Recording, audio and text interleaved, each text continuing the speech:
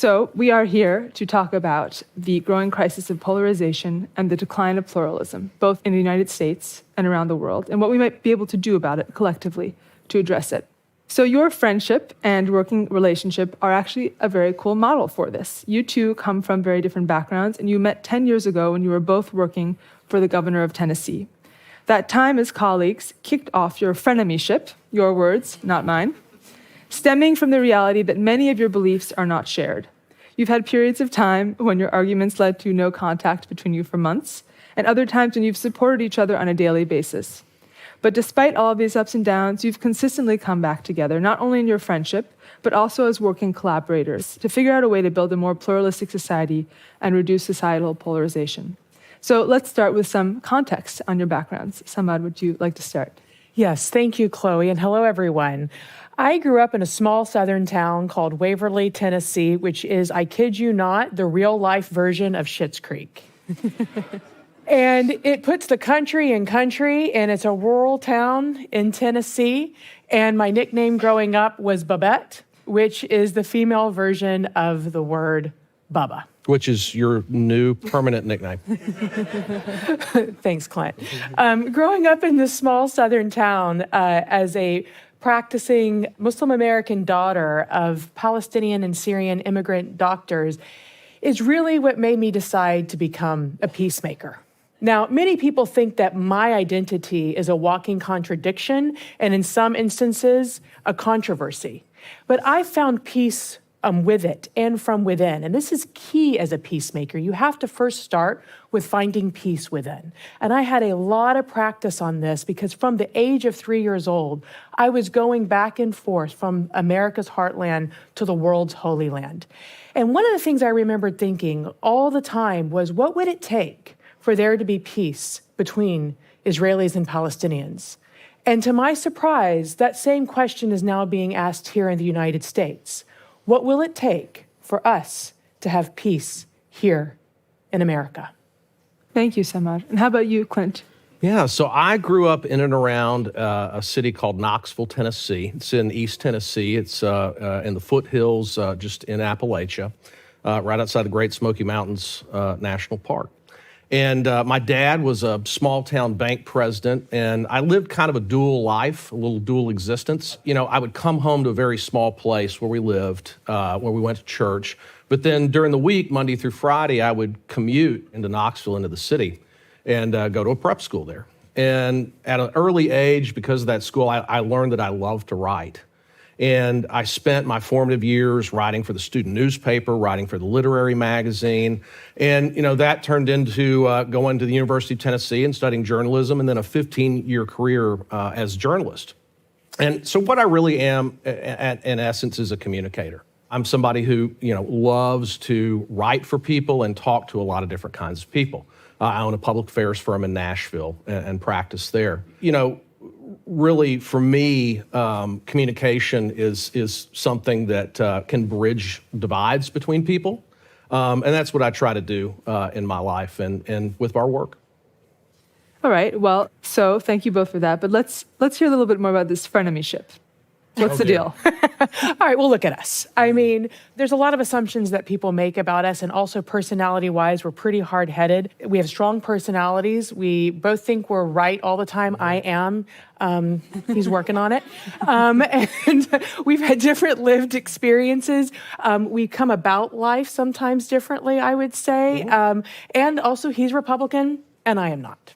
Yeah, and you know, I mean, we're both very type A personalities. We come from different political circles. We have different perspectives on how to solve things, and you know, it leads to disagreements sometimes. Yeah, I mean, we've stopped talking at times, even as Chloe mentioned as well, but we've come back together, and we're going to talk a little bit more about that. Yep. Thank you. So, okay, let's dive a bit deeper into this crisis of communication you both touched on. So how is this an obstacle to democracy? Well, the crisis of communication that we're talking about here is contributing to polarization. Let me define polarization for a moment. It means being divided and being placed into vehemently two opposing groups.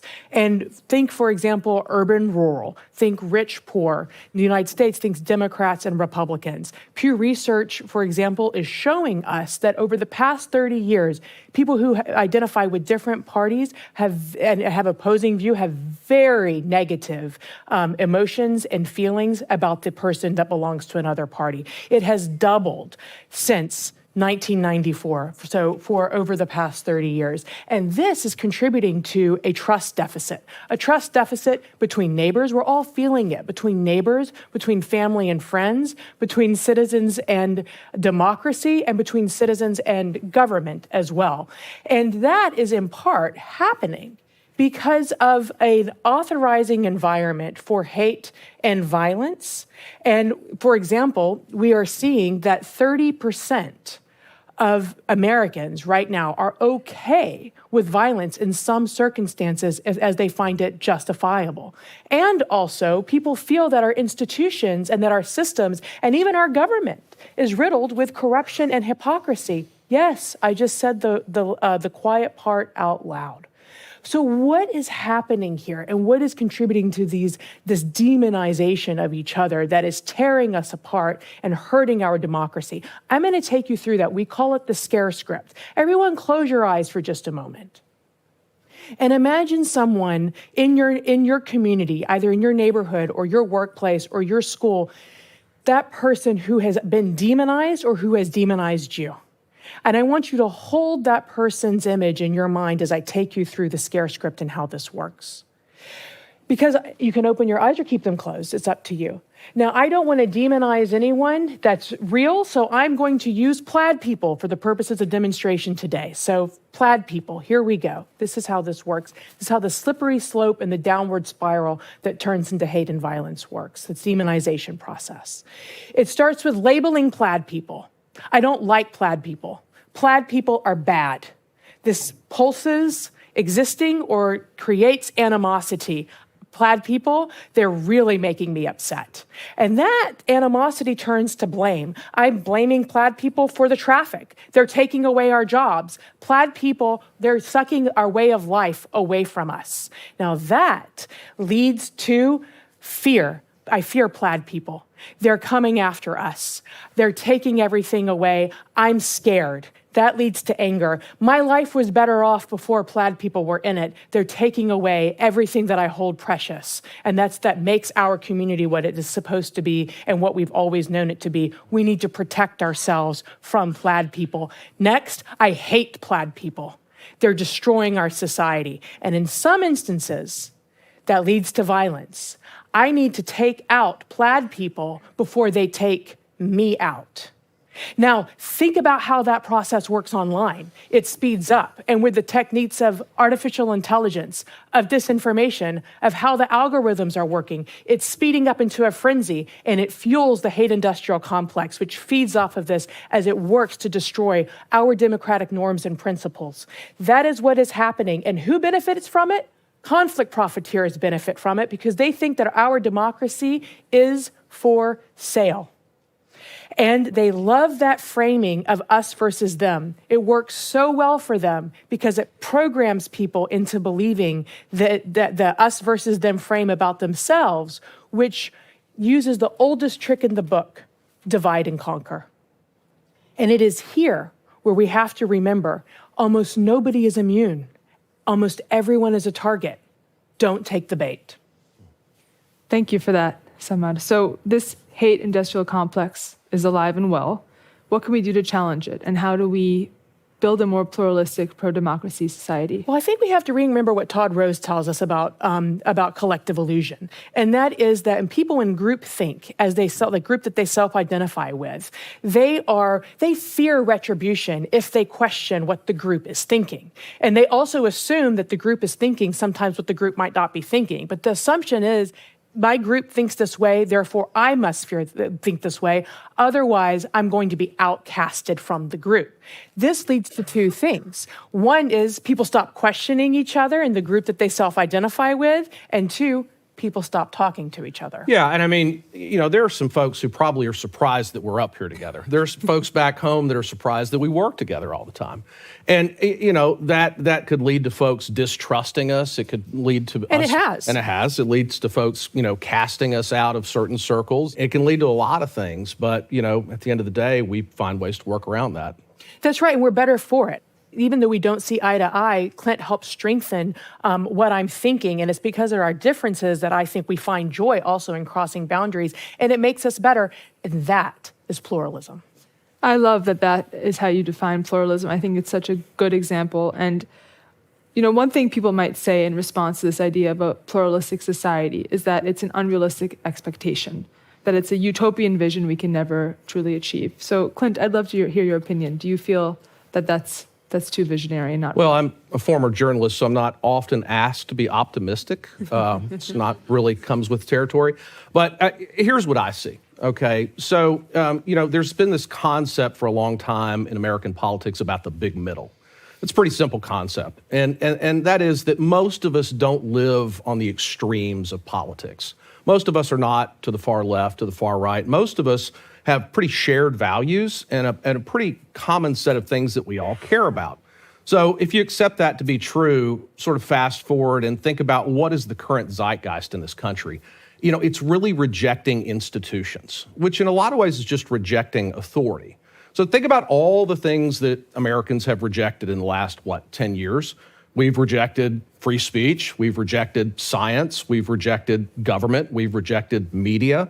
We've rejected a lot of things. And so what would happen if that willingness to challenge institutions, for example, turned an eye towards the monolithic tech companies that sort of control everything that we read and that send us through algorithms, all the content that comes to our phones and our tablets?